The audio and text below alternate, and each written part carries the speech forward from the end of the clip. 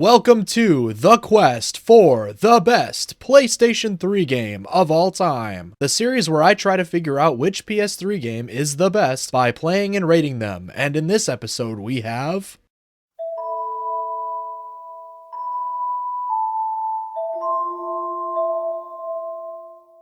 Dark Souls 2 was developed by From Software, published by Bandai Namco, and released on March 11, 2014 for the PS3 and Xbox 360. A month later, it was also released for PC. Dark Souls 2 is, of course, the sequel to the original Dark Souls. Why did I start by covering the sequel even though the original also came out on PS3, you might ask? And to that I would say, I don't know, I felt like it. Anyways, at its core, Dark Souls 2 is an action RPG with some Metroidvania mechanics in a dark fantasy setting. The game is also well known for its boss fights, and oh boy are there a lot of those.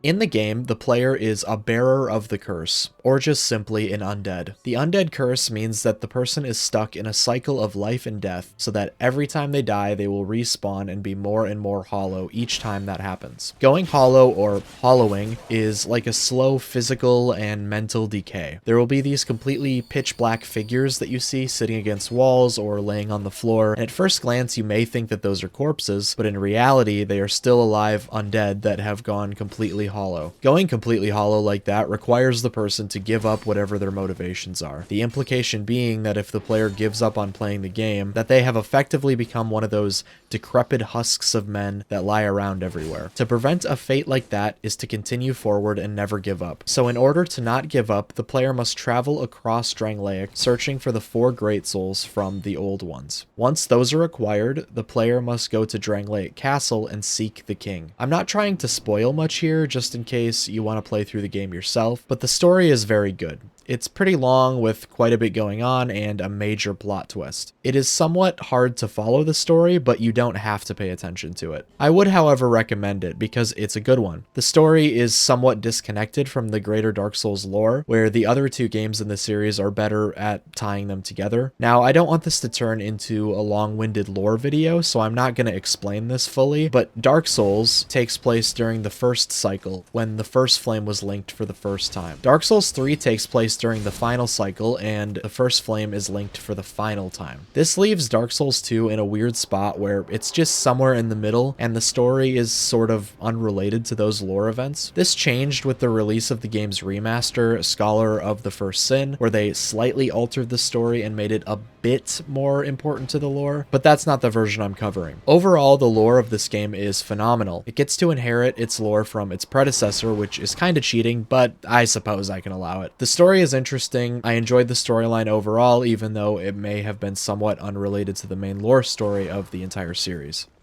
There is a massive amount of content in this game, much more than any of the others in the series. Firstly, as I mentioned before, the game itself is very long. It has a 43-hour runtime, in fact, so getting through the game in the first place will take a while. The replay value is there too. The game has 106 different sets of armor, each set has 4 pieces that you can mix and match, 220 different weapons, 106 different pyromancies, sorceries, hexes, and miracles, which are all the different types of magic, and 9 different stats to level up. With that information, I don't need to tell you how much build variety there is. It's crazy. There's also side quests, side areas, and tons of hidden lore. With all those things in mind, there's an incentive to replay the game over and over so that you can experience everything the game has to offer. The biggest barrier for replay value is the length of the game, which says a lot, and that's not even mentioning the PvP. You'll get your money's worth for sure. Ultimately, the game's true main focus is the combat. The player will need to learn how to not get hit by attacks while also doing enough damage to the enemy to win each fight. This is not the type of game where you can just walk up to each mob and press the attack button over and over with no thought until the enemy dies. Every mob is a real threat. The player will have to either block, parry, roll, or evade most attacks thrown at them while looking for openings to attack back. Each attack varies with what the easiest way to not take damage from it is, and stats will also affect this. Leveling adaptability makes it easier to dodge roll, while leveling endurance makes it easier to block. Stats will determine what weapons and magic the player can use, as well as how much damage they do. Other than the combat, this game excels with its Metroidvania mechanics.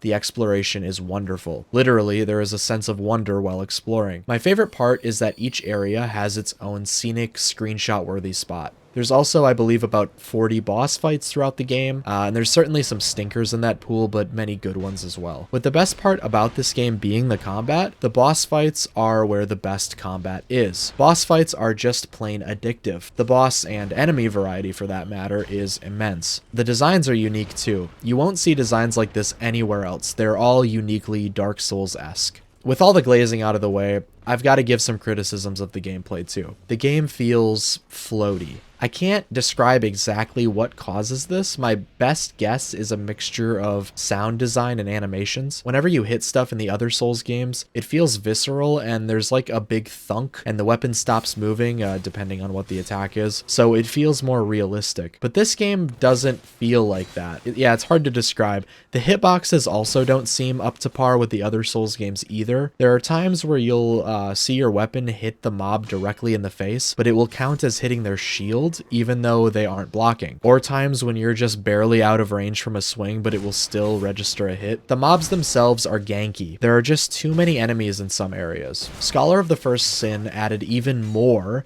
so it's not as bad as that version, but there is still too much gameplay that involves crowd control for my liking. This illuminates a bigger issue with Dark Souls 2 as well. It feels a bit like Cat Mario. If you haven't heard of Cat Mario, it's just a Mario game, but random spikes will pop up and kill you out of nowhere, or blocks will randomly appear mid-jump so that you fall to your death. And Dark Souls 2 can be like this at times. Just random gaps in the floor that are hard to see, surprise gank fights where the player is immediately surrounded by enemies. The game actively tries to screw you over. I know that the Dark Souls series is known for being difficult, but the other two games don't do this.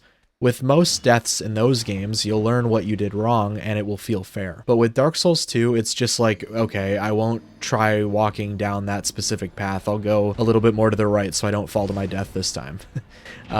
Also, they randomly got rid of iframes during animations. In every other Souls game, when the player enters in an animation, like pulling a lever, going through a fog gate, or doing a critical attack, they are invincible during it, so the enemies around won't do any damage until the animation is over. Dark Souls 2 stupidly got rid of this feature. The ganky nature of encounters means that the game incentivizes the player to deal with each area by methodically killing every single enemy in the area while crowd controlling and never going in for critical attacks. This makes the game more tedious than the others in the series for no good reason. Adaptability is an overpowered stat, and you're at such a massive disadvantage if you don't level it that it feels like you have to. I like the idea of making a stat for dodging and a stat for blocking so that you can spec your build accordingly, but the problem is that adaptability also affects how quickly the player uses items as well, which makes the stat necessary. I promise I'm almost done being negative about the gameplay. The last thing is the hollowing mechanic. In Dark Souls 2, the more times the player dies and goes more hollow, the less total health they have. I understand how this makes sense lore-wise, but the result makes the game feel brutal. It's not a lot less health each time, but it can add up, and the only way to make it go back to normal is by using a human effigy, which is a somewhat uncommon resource in the game. Overall, the gameplay is really good.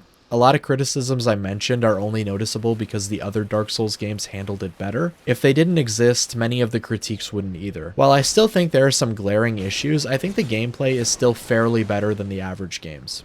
While it's easy to criticize this game for what it didn't do correctly compared to the others in the series, I want to point out that the Dark Souls series is already incredibly unique to begin with, and Dark Souls 2 is the one that strayed furthest from the formula. The only game that can be compared to Dark Souls 2 at the time of its release was its prequel, and even then it does a lot of things differently. This was a truly original game at the time of its release, and is still even today. Almost no other games have a combat system this intricate, no other games have exploration quite like this, especially when you consider all the verticality, and it strays away from the other Dark Souls games by going crazy with the build variety and bosses.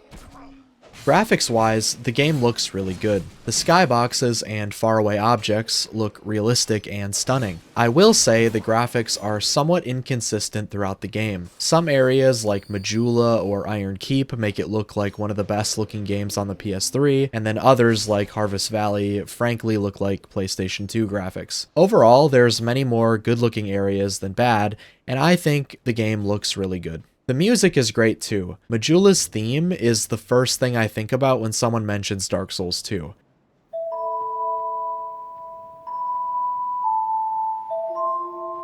So many good boss fight tracks and ambient ones too. Very good in the music department, no complaints. The rest of the audio design is mostly taken from Dark Souls 1, and while I think they could have maybe used the audio to make the combat feel a little bit less floaty, generally it was done well. The voice acting in particular sounds nice. Well, you've made a point of engaging me.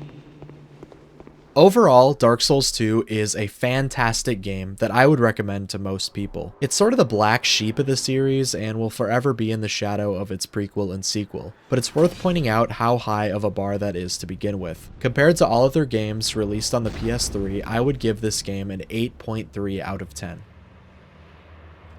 Thanks for watching. I hope you're enjoying the series, and let me know if there are any other games you want to see covered in the comments section. If you liked the video, please leave a like. If you didn't like it, leave a dislike, and subscribe if you want to see more videos like this one.